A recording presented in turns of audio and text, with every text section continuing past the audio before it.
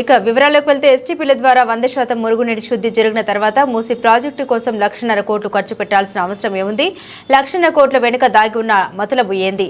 BRS working president KTR ఇవాళ ముఖ్యమంత్రి గారు మూసీని నేను సుందరీకరిస్తాను, మూసీ ప్రాజెక్టును అద్భుతంగా చేస్తాను అని మాట్లాడుతూ ఉన్నారు. మూసీలో ముఖ్యమంత్రి గారు తెలుసుకోవాల్సింది ఏంటంటే కొత్తగా మీరు శుద్ధి చేసేదైతే ఏమీ లేదు. ఎందుకంటే ఆల్రెడీ సివరేజ్ ట్రీట్మెంట్ ప్లాంట్లు సంపూర్ణంగా మా ప్రభుత్వమే ప్రారంభించింది. అవి దాదాపుగా పూర్తయ్యే దశకు వచ్చినాయి.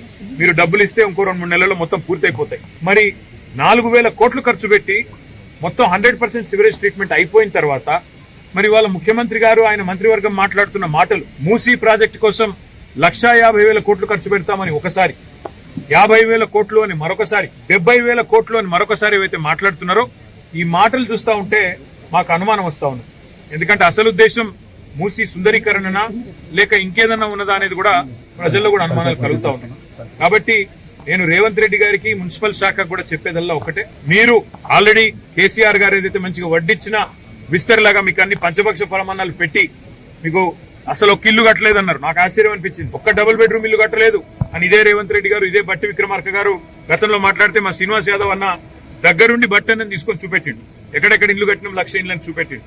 నిన్న ముఖ్యమంత్రి గారు స్టేట్మెంట్ ఇచ్చినారు, మూసీలోని 11-12 ఆక్రమణలు ఉన్నాయి, వాటిని తొలగించేదానికి డబుల్ బెడ్రూమ్ ఇల్లు ఇస్తామని. మరి మేము కట్టని మాట నిజమే అయితే ముఖ్యమంత్రి గారు ఇప్పుడు ఎక్కడికి వెళ్ళి ఇస్తున్నావు? మరి అంటే ఇప్పటిదాకా మీరు చెప్పినవన్నీ అబద్దాలు. ఈ రోజు మళ్ళొక్కసారి మీకు ఒప్పుకోక తప్పట్లేదు. కేసీఆర్ గారు చేసిన పని, మా అక్క నేతృత్వంలో, సబితా గారి నేతృత్వంలో 14,000 ఎకరాలు మేము హైదరాబాద్ ఫార్మా సిటీకి అని సేకరిస్తే ఇవాళ ఫార్మా సిటీ రద్దని, ఫ్యూచర్ సిటీ అని, ఇంకోటని ఇవాళ రకరకాల డ్రామాలు అక్కడ. ఇక్కడ హైదరాబాద్ లో ఆల్రెడీ మొత్తం మూసీకి సంబంధించిన మురికి నీరంతా శుద్ధి చేసిన తర్వాత మూసీ ప్రక్షాళన పేరిట కొత్త నాటకం. అందుకే రేవంత్ రెడ్డి గారికి మేము చేసే విజ్ఞప్తుల్లో ఒకటే, మీరు చేయాల్సిన పనులన్నీ మేము గతంలో ఆల్రెడీ చేసేసినాం. ఇప్పుడు మీరు చేయాల్సిన పని ఏంటంటే మీరు ఇచ్చిన 6 గ్యారెంటీలు అమలు చేయండి. మీరు చెప్పిన 4,000 పెన్షన్ వెంటనే అందించండి, తులం బంగారం వెంటనే అందించండి, అదేవిధంగా మహిళలకు 2,500 రూపాయలు ఇస్తున్నారు, అది వెంటనే అందించండి, ఇచ్చిన రుణమాఫీ హామీ వెంటనే నెరవేర్చండి. ఇంకో 6 రోజుల్లో సీజన్ అయిపోతుంది వానాకాలం, రైతు భరోసా వెంటనే వారి ఖాతాల్లో ఇవ్వండి. అంతేగాని ఈ పబ్లిసిటీ స్టంట్లతోని ఎక్కువ రోజులు మీరు మాయ చేయలేరు. హైదరాబాద్ ప్రజలకు స్పష్టంగా తెలుసు మేము చేసిన పని. ఇక్కడ బాగు చేసిన శ్మశాన వాటికలు, ఇక్కడ బాగు చేసిన మురికి నీరు, ఇక్కడ కట్టిన కమ్యూనిటీ హాల్స్, ఇక్కడ కట్టిన లైబ్రరీలు, ఇక్కడ వేసిన లింక్ రోడ్లు, ఇక్కడ కట్టిన ఫ్లైఓవర్లు, అండర్ పాసులు, పార్కులు, ఒకటి కాదు ఇవన్నీ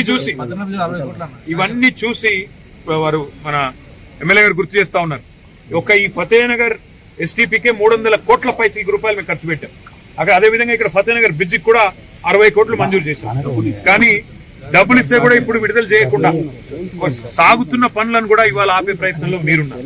అందుకే రేవంత్ రెడ్డి గారికి విజ్ఞప్తి చేసేది, గిమ్మిక్కులతో కాలం వెలదీయకుండా గత ప్రభుత్వం చేసిన మంచిని మంచిగా ప్రజలు గుర్తిస్తారు, గుర్తిస్తూనే ఉంటారు. మేము ఇవాళ ఒక ఎస్టీపీని సందర్శిస్తున్నాము.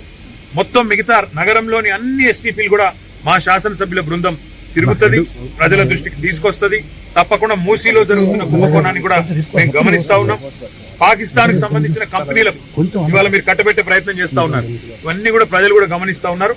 తప్పకుండా అన్ని విషయాలు కూడా భవిష్యత్తులో ప్రజల దృష్టికి తీసుకొస్తాం. ఇవాళ సహకరించిన హెచ్ఎండబ్ల్యూఎస్ అధికారులకు, సకాలంలోనే పూర్తి చేసిన మరి ఇక్కడ పనిచేసిన కాంట్రాక్ట్ సంస్థకు కూడా నేను అభినందనలు తెలియజేస్తా ఉన్నా. ఈ నిర్మాణంలో పనిచేసిన కూలీలకి, ఇంజనీర్లకు కూడా హృదయపూర్వకంగా మాజీ మున్సిపల్ శాఖ మంత్రిగా వారికి కూడా నా హృదయపూర్వకమైన ధన్యవాదాలు నేను తెలియజేస్తాను.